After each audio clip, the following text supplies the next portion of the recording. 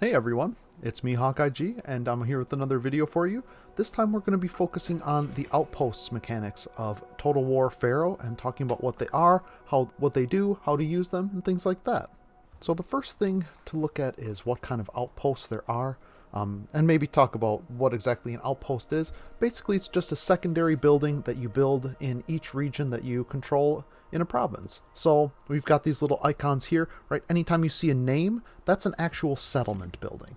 But these other smaller icons indicate outpost locations. So these are just kind of secondary buildings that we can build to augment ourselves in different ways. We've got different types of buildings, as you can see here: military outposts, administrative outposts, economic outposts, and religious outposts. There's not a huge variety of them, but so it kind of goes like this. Economic outposts, pretty straightforward, gives you increased production to all resources for this region. The religious outpost gives you a boost of favor depending on which god it's for, and then again depending on which god it's for, you get a variety of different bonuses. You can see I've been doing Thoth and Ra on this playthrough, so increased happiness, reduced construction cost for one, melee defense on recruitment and recruit rank for another. So depending on which province you're setting up or what type of province you want it to be, economic focused, military focused, or other, the different religions can come into play here with the outposts.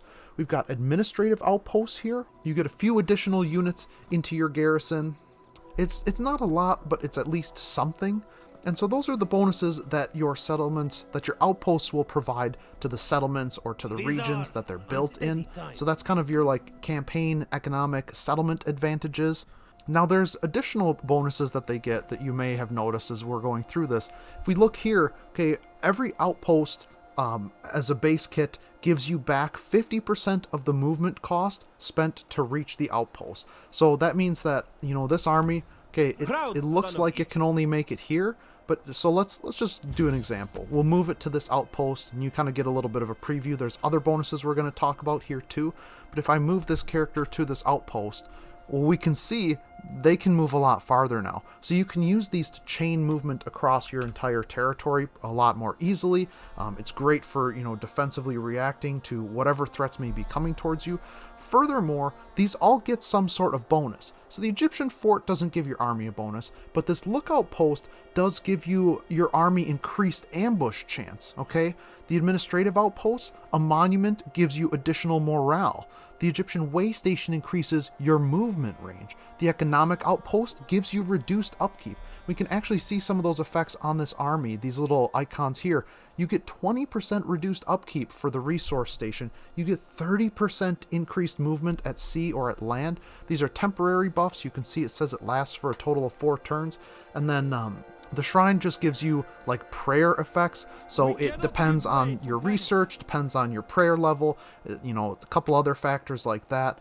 So those bonuses can differ. Generally it's just something kind of like a morale bonus, or at least that's what I've found in my experience so far. But it can also provide bonuses to the region. It's a little more complicated with the religion. You'll kind of have to explore those on your own. So that's what all the different types of outposts are, what the bonuses they give, and how they work. Now I kind of want to talk about some other things here. Specifically, where do you want to position your outposts? What do I think is good usage of them, good positioning of them?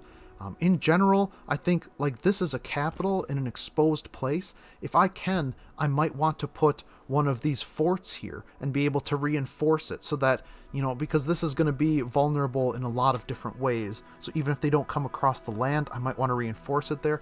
I kind of like to put the fort a little bit further away from the city, because then it forces them to either overextend and waste a turn wiping out the fort, or to just kind of directly confront the city and suffer the defenses of the fort. I think that the way station is honestly not that great. The increased ambush chance could be good. I kind of like the idea of putting one of these towards the edge of your territory, and I don't actually have one over here. I thought I did have one out at the edge of Azati. But the lookout post, yeah, here's one. The increased ambush chance, it kind of makes sense to have it on the fringe of your territory, because if it's a border province that comes under attack, well, then you can have an army interact with it, gain ambush chance, and hopefully ambush their armies. Gives you a really big advantage before moving into their territory. The resource building, I kind of want that to be in a distant place as well, like off the beaten path. Really, I've got a way station here. This one should be my research one instead, okay? You want it to be in like a safe location. This would be another good spot for it, and this one is in fact the trading post for the resource bonus. So you want it to be out of the way. You do still kind of want it to be somewhat accessible because of the upkeep reduction it gives to your army. I think that that's a really useful thing. Stacking that on all your armies is what makes... I've seen a lot of people complain about armies being too expensive and unaffordable in this game, and I have not had that experience. You need to be stacking that upkeep bonus. In general, I basically try to put in every region the trading post for resource production and the upkeep reduction bonus, and then the Egyptian way station for movement range bonus. And like, if you can fit a third slot, you want a shrine. You definitely want the resource bonus so you can have upkeep. You definitely want a shrine if you're like, as you're building up favor with the gods. Having the movement bonus outpost as well is going to help you out a lot. So I think that those are kind of the most valuable outposts. I think that the fort one is useful, but it's kind of niche. You know, most of the time you're just trying to defend with your armies instead. Again, same thing with the lookout post. I think these are used a little more rarely. Anytime I have a spare opening, I do put this Egyptian monument in here. Building up your legitimacy is important, especially in this campaign, and just trying to be able to claim control, like increasing your own power and dominating the campaign in that way. The Egyptian way station, yeah, this is the movement range one. And so those are kind of my thoughts, right? You put the lookout tower on the fringe, you put resource ones in maybe areas that are a little bit easier to defend or harder for the enemy to reach. Same thing with the shrines. You don't want to suddenly lose your favor bonus from a god, so you put the shrines in more defensible territories that are in the center of your territory. You want to put the movement range bonuses, like that's like, I should swap these two, right? Here's the movement bonus, here's the upkeep bonus. This movement bonus being right between these cities so that I can definitely pick it up on the way through anytime I'm traversing through my own territory. You want those to be accessible. You want the upkeep buildings to be accessible.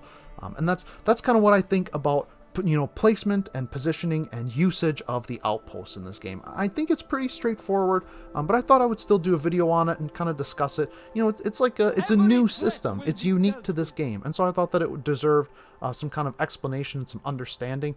Now, I don't see... I talk about this in my review as well. The AI doesn't seem to use the outposts for boosting their movement very often, but they definitely, I mean, you can see here, right? They've got a garrison here. I guarantee you that is filled to the brim with units, and attacking this city is going to be hard. And that's one thing that I really like, and I think the AI does really well. It makes good use of this garrison system. It often forces you to split your forces, as you can see I'm doing right here. I have to siege down this fort first and attack it in order to be able to take over this city, even though this city, like, well, yeah, you can see outpost reinforcements. Look at that. It would have 12 units normally, but with this outpost reinforcing it, it goes up to 22. The AI loves doing this, and so I think that the AI does a pretty good job of building these and interacting with those systems in this game. That's something that I really like. Another thing that I really like about that is it creates more field battles. One of the problems that Total War Warhammer 3 has, and especially had on launch, that people complained about: too many sieges, too many settlement battles, not enough field battles. Well, guess what? The AI loves to come in and sack your various outposts when you build them, giving you the perfect opportunity to fight a field battle. They make for great bait for you to ambush instead of having to lure an enemy all the way to your city.